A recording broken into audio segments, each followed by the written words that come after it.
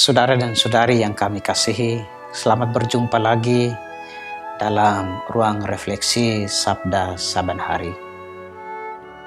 Hari ini adalah hari Minggu Paskah yang ke-6. Bacaan-bacaan suci yang akan kita dengarkan pada hari ini diambil dari Kisah Para Rasul bab 8 ayat 5 sampai dengan 8, ayat 14 sampai dengan 17.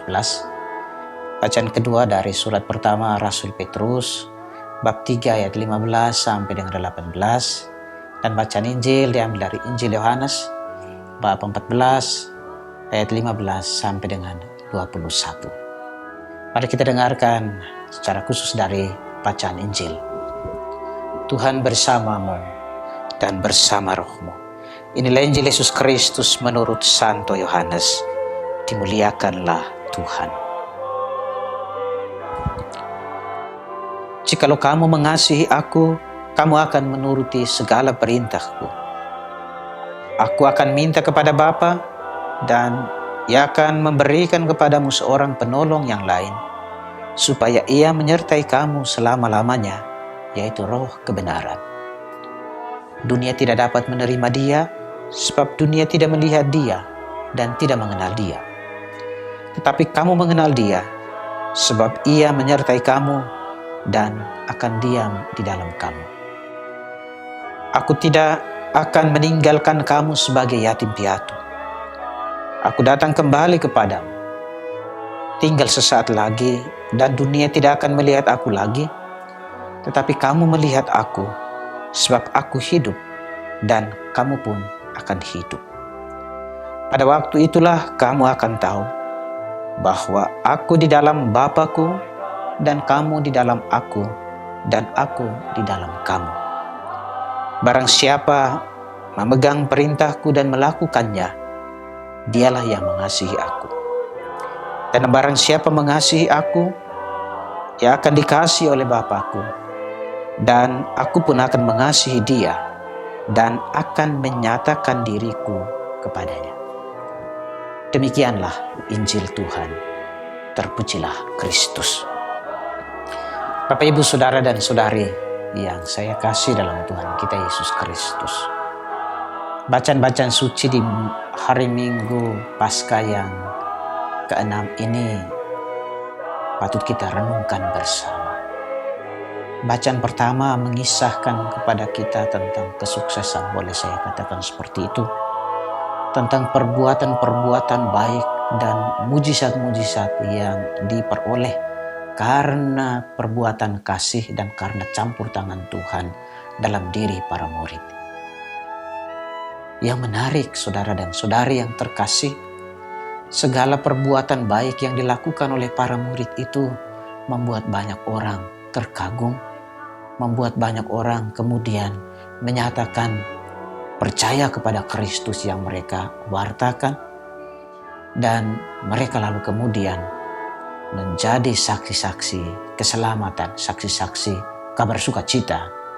Itu terjadi karena apa yang dilakukan oleh para murid dilakukan dengan penuh kelemah lembutan, berangkat dari hati nurani, dan digerakkan oleh cinta yang mendalam. Dan hal ini saudara dan saudari dikatakan kepada kita oleh Petrus dalam bacaan kedua yang kita dengarkan tadi. Hendaklah kamu melakukan perbuatan dengan lemah lembut dan hormat dan dengan hati yang murni.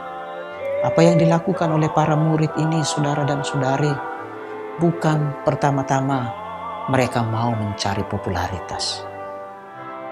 Bukan pertama-tama mereka mau supaya disanjung-sanjung oleh yang lain karena berhasil melakukan perbuatan ajaib, mujizat berhasil mereka lakukan. Mereka juga bukan pertama-tama melakukannya supaya banyak orang lalu mengikuti, percaya kepada Yesus. Enggak. Mereka lakukan dengan penuh kelemah lembutan dari hati yang tulus murni. Tidak ada sedikit pun motivasi di luar itu. Mereka lakukan sebagai tanda terima kasih, sebagai bagian dari pertanggungjawaban iman mereka kepada Kristus yang bangkit. Dan karena itu banyak orang yang terpanggil, mau menjadi pengikut Kristus.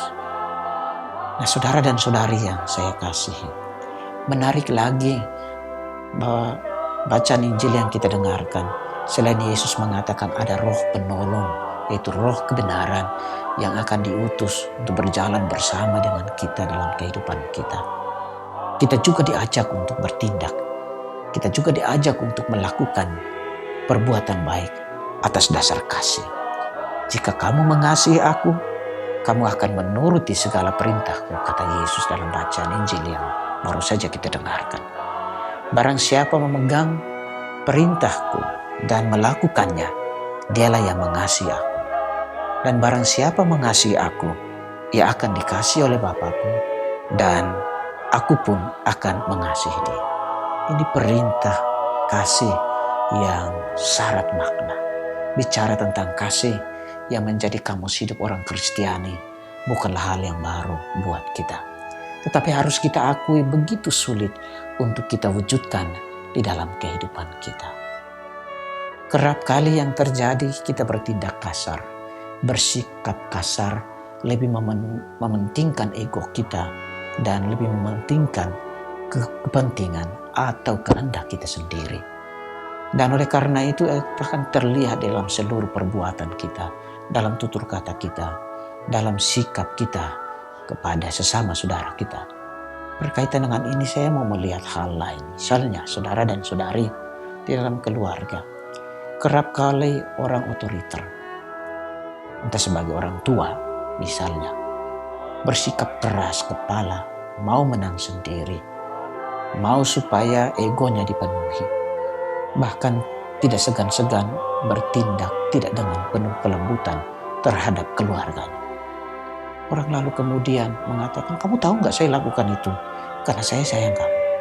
Apakah tindakan kasih harus dengan bertindak seperti itu, saudara dan saudari? Petrus dalam bacaan kedua mengatakan, hendaklah kamu melakukannya dengan penuh kelemah lembutan. Kerap kali orang bersembunyi di balik tameng mengasihi orang lain untuk kemudian bertindak tidak benar, bertindak kasar, bertindak tidak sewajarnya terhadap sesama saudara. Hal lain yang juga patut kita renungkan dan refleksikan berkaitan dengan ajakan untuk mengasihi ini, saudara dan saudari, adalah mengasihi dengan penuh kelemah lembutan, mengasihi dengan penuh ketulusan dan tanpa syarat. Karena apa? Karena ada roh Tuhan yang hadir menuntun, berjalan bersama dengan kita dan memampukan kita untuk melakukan perbuatan baik, perbuatan kasih itu. Menarik saudara dan saudari, ajakan kasih ini juga kemudian diteguhkan oleh Rasul Petrus dalam bacaan kedua. Hendaklah kita tidak jemu-jemu melakukan perbuatan kasih, minimal itu yang saya pahami, yang saya tangkap. Kerap kali perbuatan baik kita terhadap orang lain itu tidak mudah diterima oleh orang lain. Dan ada banyak saudara dan saudari yang ketika perbuatan baik yang dilakukannya tidak dihargai, tidak diterima oleh sesama saudaranya. Apa yang dilakukan? Orang gampang mengutuk. Orang kemudian malah emosian, marah, kecewa, patah arang, putus asa, dan kemudian tidak lagi melakukan perbuatan baik. Tidak lagi mewujudkan kasih. Dia semakin membenci orang yang tidak menghargai perbuatan baiknya. Dia malah kemudian tidak lagi melakukan perbuatan baiknya. Petrus mengatakan dalam bacaan kedua dengan menarik, lebih baik menderita karena perbuatan baik yang dilakukan daripada menderita karena berbuat jahat. Ini menarik, saudara dan saudari. Kerap kali kita gampang mengutung, gampang kecewa, sakit hati, tidak mau lagi melakukan perbuatan baik kepada sesama saudara kita, tidak mau lagi berbagi kasih kepada sesama saudara kita kalau perbuatan baik kita tidak dihargai. Petrus mengajak kita untuk tetap teguh melakukan perbuatan baik itu. Lebih baik setia untuk berbuat baik dan tidak jemu-jemu melakukan kebaikan meskipun kita ditolak, meskipun kita tidak dihargai karena perbuatan baik kita, daripada kita melakukan perbuatan sebaliknya, daripada kita tunduk pada kebohongan, daripada kita melakukan keburukan atau berdiam diri untuk tidak melakukan perbuatan baik itu. Terakhir saudara dan saudari, selain kita tidak jemu-jemu melakukan perbuatan baik, kita juga diajak untuk memurnikan senantiasa motivasi kita di dalam melakukan perbuatan baik kita. Para murid dalam bacaan pertama sukses. Banyak orang yang kemudian melihat kebaikan Allah dalam diri mereka dan percaya kepada Tuhan.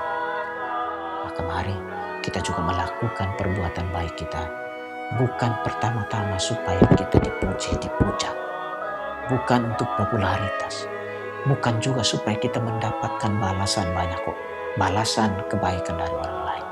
Kita melakukan perbuatan baik sebagai bagian dari kita mempertanggungjawabkan iman kita, juga sebagai bagian dari tanda syukur kita kepada Tuhan.